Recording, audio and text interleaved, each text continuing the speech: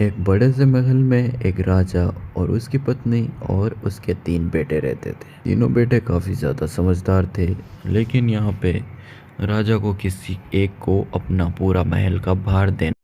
राजा काफ़ी दिनों से यहाँ पे परेशान रहने लगा। परेशान होने के कारण वह काफ़ी ज़्यादा बीमार हो चुका था।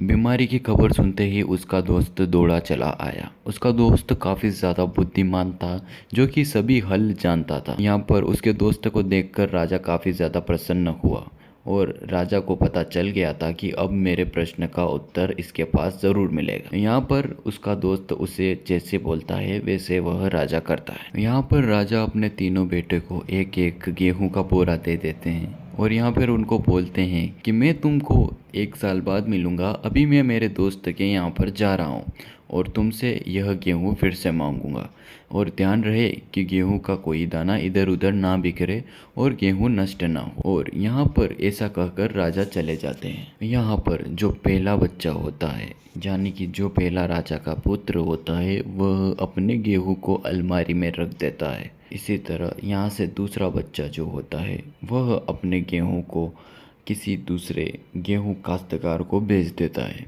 और उससे अपने पैसे ले लेता है, ठीक है।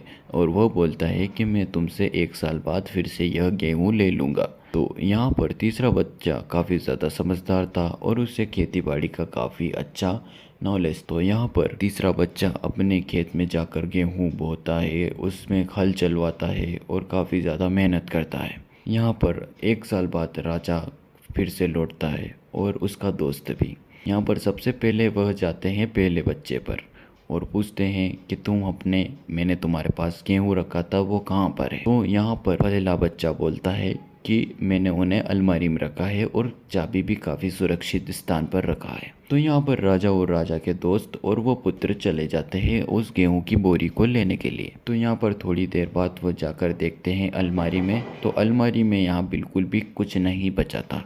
वहाँ थे तो सिर्फ चूहे और थोड़े बहुत जानवर। यहाँ पर काफ़ी बच्चा परेशान हो जाता है कि यह कैसे हो सकता है, यहाँ से गेहूं गायब कैसे हो सकते हैं। अब राजा और राजा के दोस्त निकल जाता है अपने दूसरे बेटे की ओर।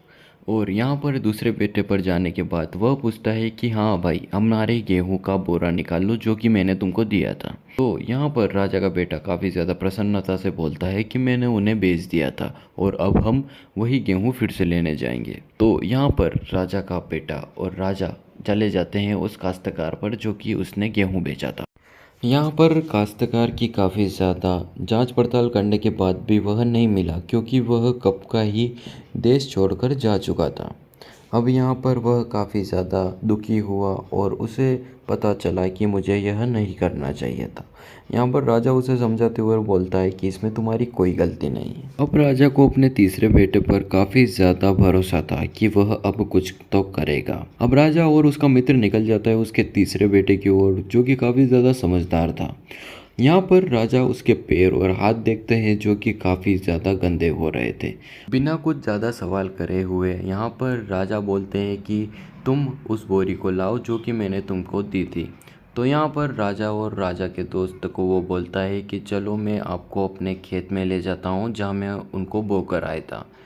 तो यहाँ पर राजा और राजा के दोनों दोस्त काफ़ी ज़्यादा प्रसन्न होते हैं कि हाँ, इसने कुछ तो कार्य किया है।